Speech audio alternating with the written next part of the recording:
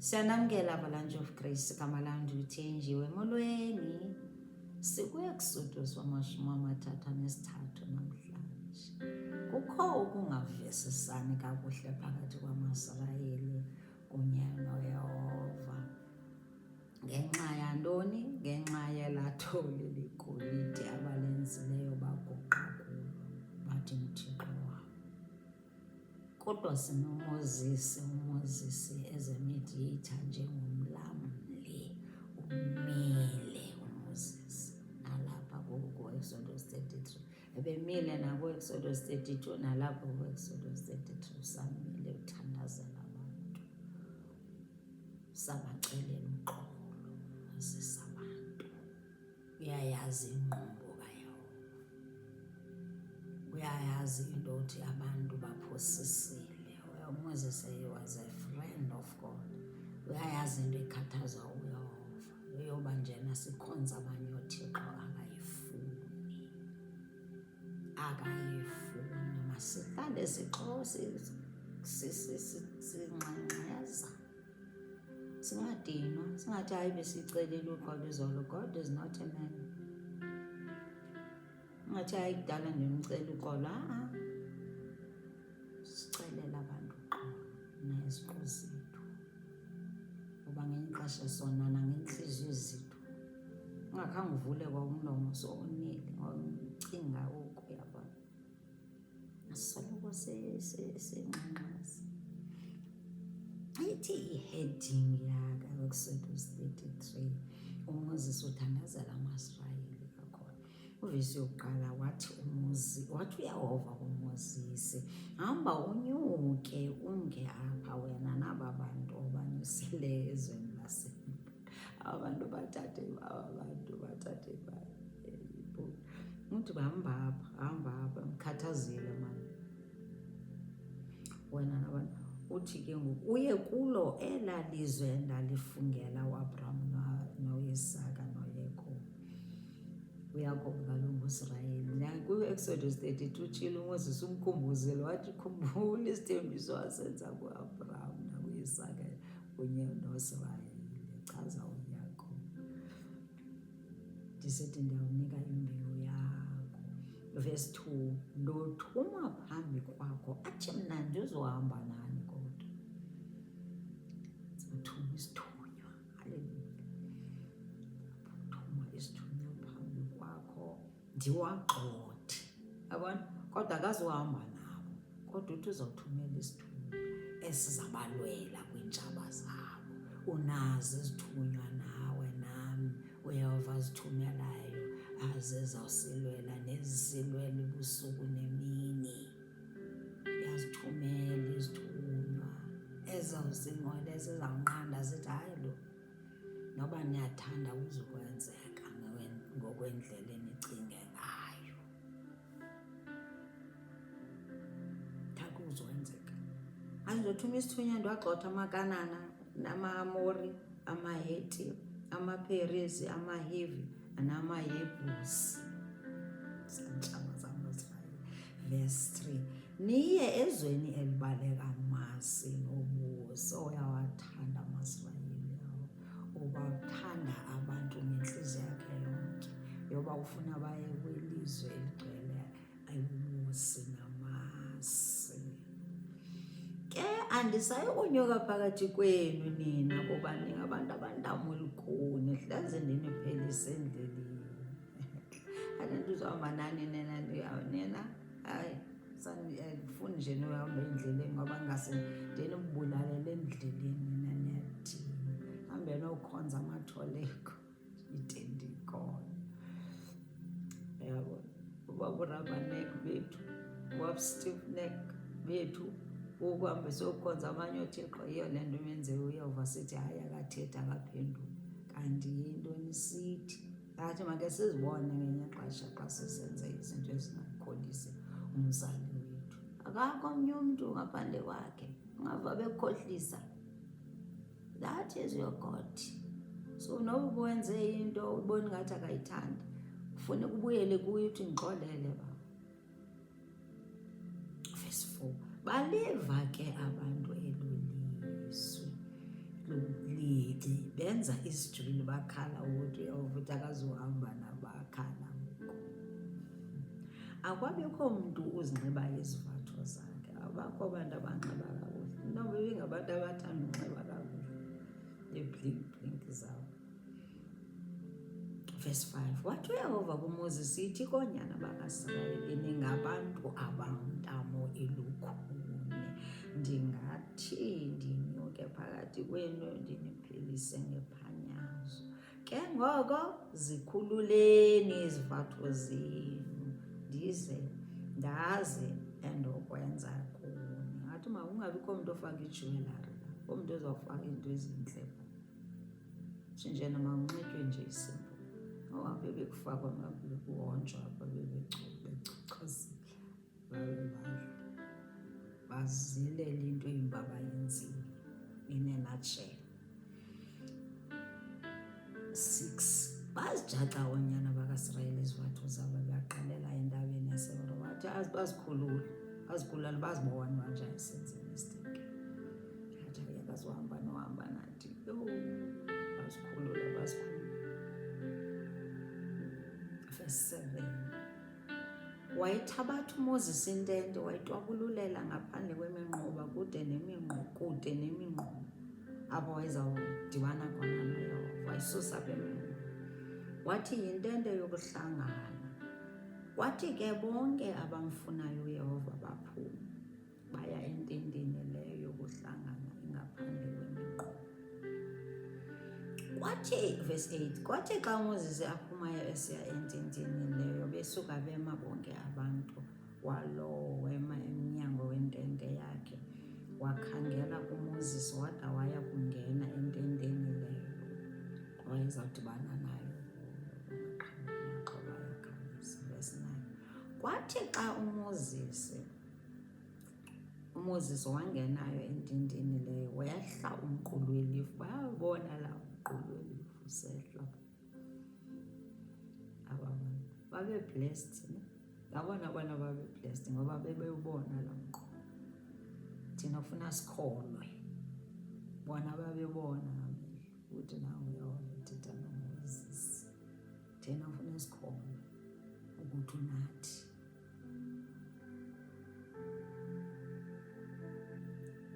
Verse 10, bawubona abantu bonke umqulu welifu umi emnyango wentente leyo besuka bema bonke abantu baza baqubutha abantu, baqubutha worshiping ukuthi naye King of Kings, naye Lord of Lords, Lion of Judah, the great I am, hallelujah, a Rose of Sharon. Ndithi sitsho njalo nathi sitsho sibonga abantu, sibonga uYesu ngoba singuYesu kaloku ngoba simthunyelele.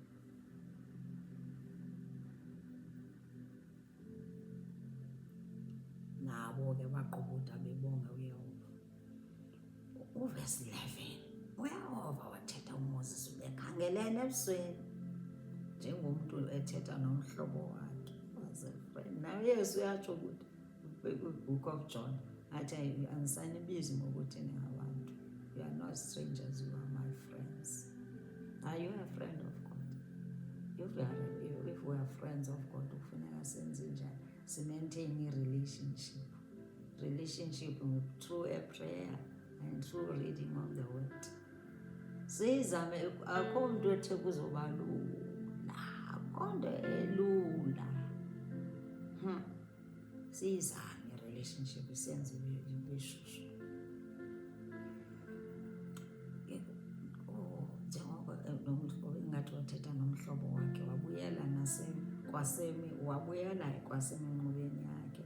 Ke umlungiselelo wakhe uYoshua unyana kaNani umfana akasukanga yena ententeni leyo, kasuka uYoshua wamapha. Verse 12, wathi uMoses kuYehova, uyabona uthi kumnyusa aba bantu, ke wena awundazisanga lowo uyakundithuma naye, kanti ke uthe ndikwazile ngegama kananjalo ndikubabale. Wathi njena akwangixelela ukuthi ndiza kunyuka nawe. UMoses uyakhumbula uverse 13 uyoyika naye uMoses wayesoyika uhamba azazathi akakwazi uthetha yena. Verse 13 ngoko ukuba undibabale khawundazise indlela yakho. Nantsi prayer point yam yoba makasazise indlela yakhe. Sifuna ukubona ukwazi indlela zakhe ukuze uthi khawundazise indlela yakho ukuze ndikwazi ukuze undibabale ukhumbule ukuba olu hlanga olu lungabantu bakho. Andazise indlela. Wayifuna a-strong relationship, wayifuna ne-assurance yokuthi hey wayefuna ukuthi uyahova azityhile nyani. Wayengekuthi uyadawuta kodwa yayinde nalaa ndlela nalaa assignment yakhe yayinde yayifuna nyani yokuba makambone azazi neendlela zakhe. Nathi ke sifuneka sizicele sicele sazise iindlela zakho. Sifuna ukwazi wena, sifuna wena empilweni zethu, sifuna ukwazi wena Yesu. Sincede kumahla nenyoka ethu omhlaba, funeka sikuphi sethu simcele. Verse 14 wathi ubuso bam buhamba nawe ndikunike uphumla. Andilizwe lam nawe kule nyaka, lelizwe lam nawe kulo nyaka nakulo nyaka emasiqhayise ngawo yokuthi his presence is with us. Wathi I'll give you rest. Presence will be with you. George. Presence will be with you and I will give you rest. Uzawunika uphumla. Sobam ohamba nawo.